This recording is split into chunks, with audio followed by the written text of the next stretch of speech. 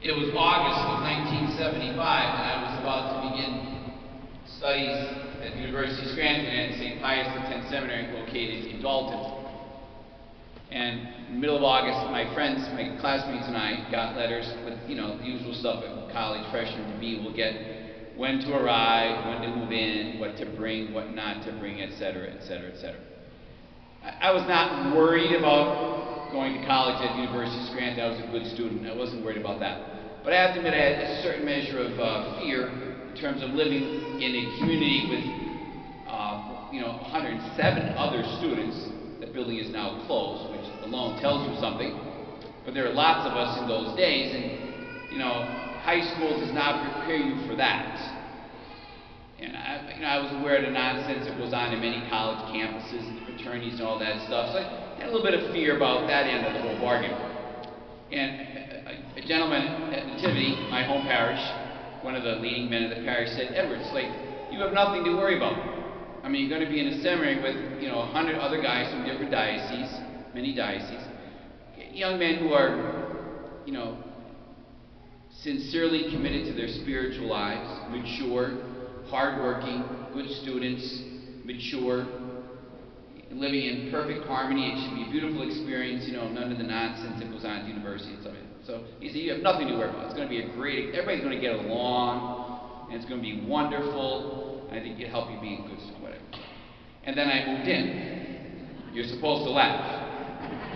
Because I got there about 4 o'clock, and dinner was at 5, and I quickly realized that these guys like to sit with their friends from their diocese, Allentown, let's say, and those guys sit at the guy, they're from Washington, or these guys are sophomores, and it wasn't too bad, but I thought we were all supposed to get along. That's what that guy at Nativity told me, that we're all going to get along.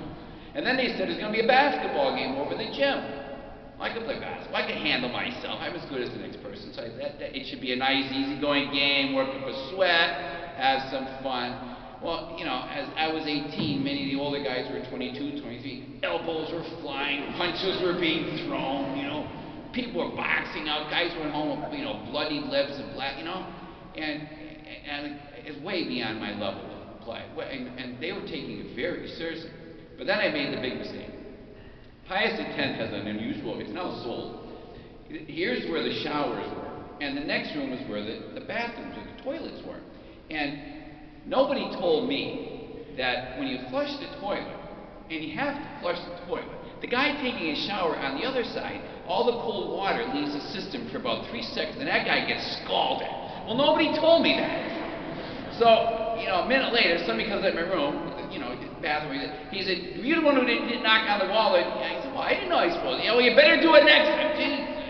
What an orientation that was. And that happened in the first 4 hours. I had 4 years of this, And I tell you that story, and it's a true story. My friends can tell you, my brother priest can tell you.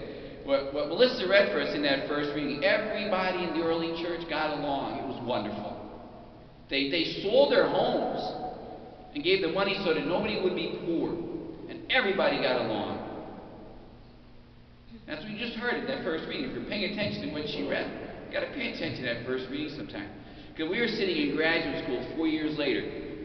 We had excellent teachers, and some of us said to the guy who was teaching, he was nationally known, "Was it really that way that everybody got along? That the early church, there were no problems, no divisions, no rivalries, no violence, nobody poor?" And he said, "Absolutely not. The scriptures lie." It was. And we said, "Then why are those idealized visions about everybody, why are they in the Bible?" And the guy looked at us and he said, "Because if they, and if we," I can't ever forget the guy saying this, "and if we took what happened on Good Friday seriously, our Lord's death, His perfect love, and the resurrection on Easter Sunday, the Father raises Him for that." He said, "If you took your religion seriously like we should have done on Easter Sunday, we would and should and must have perfect unity if we only took religion seriously." And we all looked at him like, ooh, that was a smart man. Because if we did take religion seriously, and we took what happened on Good Friday and Easter Sunday seriously, we would all get along, but we don't. See, I'm old enough to remember 1975, and I'm somewhat old enough to remember what happened before then.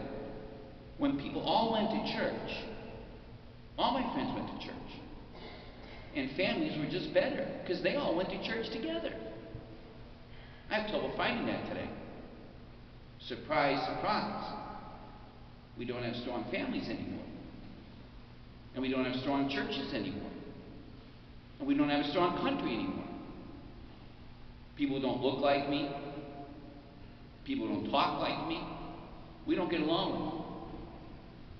America used to be more religious. Now it is more divided. Surprise, surprise. If we took Good Friday and Easter Sunday seriously, we didn't just observe them, but live them. Oh, what we could have in our own family, my own home. Just went to Mass together and prayed together. Not that hard to do. And yes, I went back to that guy Nativity and said, you have no idea what you are talking about. Maybe we have no idea what the Scriptures are talking about. Let us stand, my friends, and we'll profess our faith in Almighty